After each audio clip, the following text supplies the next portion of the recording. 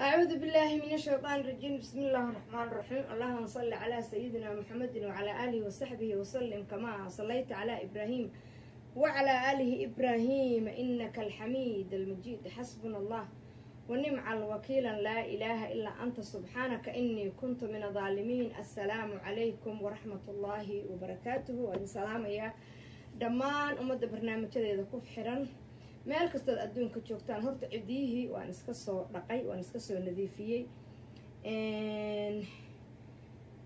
alxamdulilaahi rabbil caalamiin. ilaan baa ii qasan, ilaan baan marsan doonaa maantay. cidiyahana waan jarayaa, waan yaraynayaa insha allah. waxaan barnaamijka maanta usoo galay, horta soomaali waa munaafiqiin, aniguna soomaali ma barto. waxa aan u leeyahayna waan idiin sheegayaa. horta hore soomaaliyay marka ugu horeysa anigu hay-ad dadka lagu caawiyo iima furna, oo anigu waxaan social mediaha usoo galay in anigu victim ahay, welina victimkii baan aha. dadka baraha bulshada soo gala oo victimkaana waxaan isku dayaa inaan u hiiliyo. kow, maadaama aan jecelahay inaan dadka victimka u hiiliyana, dee qof victimay anigu mar walbaba waxba ma oranayo, oo dee asagaaba dhiban oo anigu sidaydoo kale uba dhiban yahay. laakiin adigoo qof dulman u hiilinaya, markuu qofka dulmani ama dadkiisa ama caqli lagula yimaado dhibkeeday leedahay. kow, anigu waxaan arkay gabar dhakhatro la yidhaahdo oo baraha bulshadan soo gashay. ayadu xorriyadeeda iyo calaa raaxatageeda iyo dhibaatada ay qabtay social mediahan usoo fadhiisatay. kow, anigu qabiilkayga haddaan idiin sheego anigu naag daaroodaan aha, okay. khatrana waa gabar isaaqa. waxaan isku nahay oo maanta aan leenahay qabiil baan isla nahay ma jiraan. laakiin markaan anigu arkay gabar victima oo social mediaha soo gashay, waan u hiiliyey. waxaanan ugu hiiliyey dadka soomaalidu markay arkaan qof dulman oo baraha bulshada soo gala waa la ataagaa. aniguna ataagii baan ka caawiyoon uga hiiliyey. afkaa furteenoo weliba reerkooda isaaqa ah khadra afkay furteenoo waxay dhaheen gabadha iyada baraha bulshada iyadaa kusoo tuurtay. okay, taas waa la iiga gardarnaa oo gabadhiinu ayadaa afkeeda iyo telefoonkeeda iyo gurigeeda iyo caqligeeda iyo internetkeeda kusoo gashay baraha bulshada. isku wadana ma joogno, gurigaygana gabadhu ma joogno. gabadhu waa gabar guri laho meel degan oo naag caruur laho. aniga mataqaanaayeeto naag weyna weeyaan. aniga waxba hayga korkaa iga saaranina. naag walba sida anigu dhalay, qof walbana waqtigu u dhashay anigu ma aqaano. laakiin baraha bulshada in laysku wada arkayo anigu maama malyuun inta la dhaho rakoobka korka layga saaro unbaan wada ognaha. khadro waa lagu kacay. anigaa waxaan idhi gabadhaas dadkooda waa jooga, dadkoodaa u hiilinaya. hebel iyo hebel oo ilmaadeeradeedaa jooga oo social mediaha ugu hiilinaya.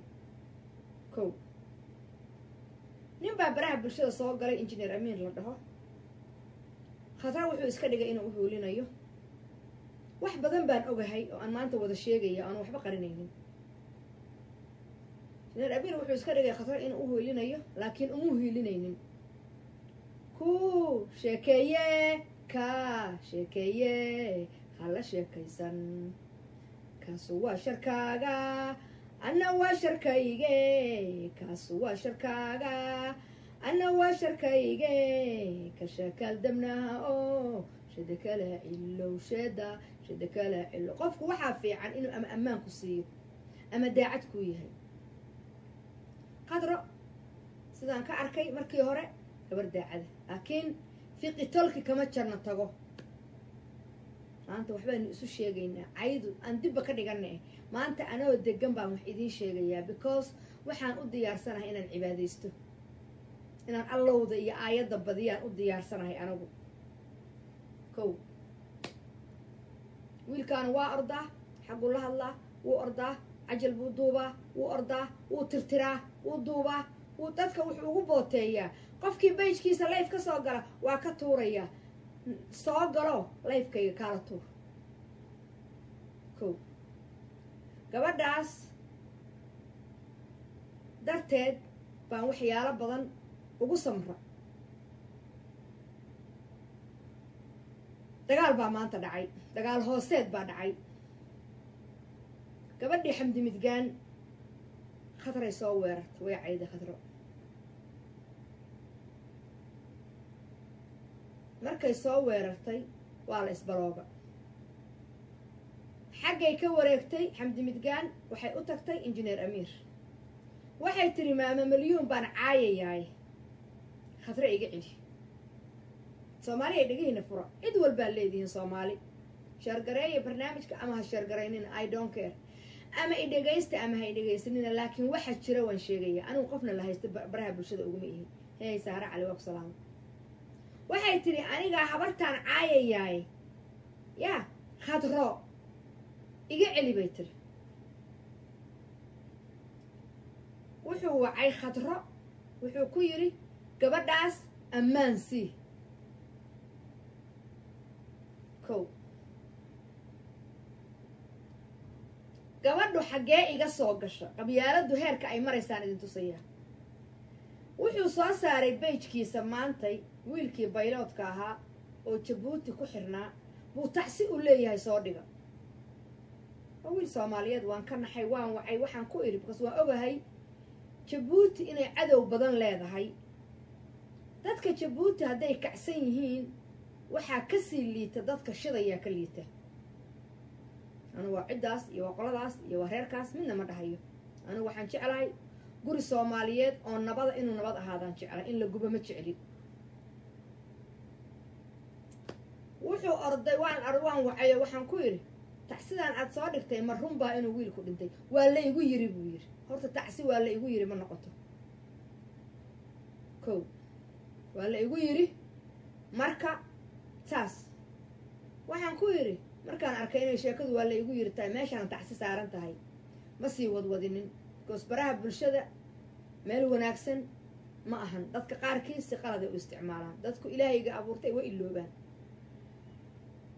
waxaan ku yidhi ma og tahay naagtii xamdi midgaan inay soo wacday khadro oo ay cayday wuxuu yidhi amba waa ila soo hadasho waxay igu tiri khadro naagtan laylo qani miyaa la dhahaa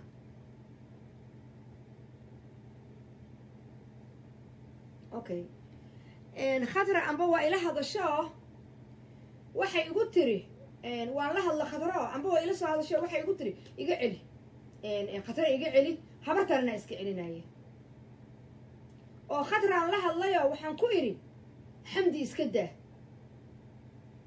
kaasaan waxaan ku idhi wait a minute oo khadro darteed soo maaha waxa aniga la isugu kay tegayo aniga xamaamadan yaacaysa garacayagan madax iyo calool garacaan oromayga ah garacdan daldaloosho ii door garacahan kaloo wada yaacahaya riisanka igu haystaan khadro soo maahan baan ku idhi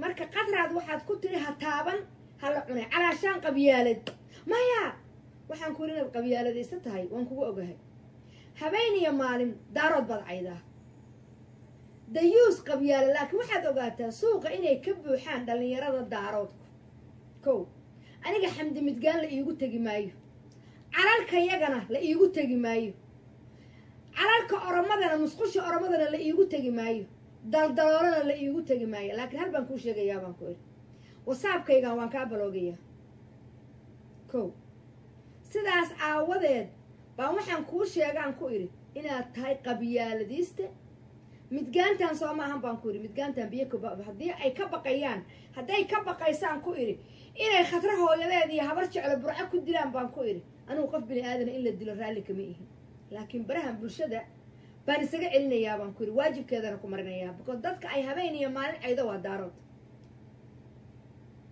kow dayuuska xunkaa dartiis baana ku jirta riisankay maalin walbaba daaroodu caydo okay marka khadraa soo hartay marka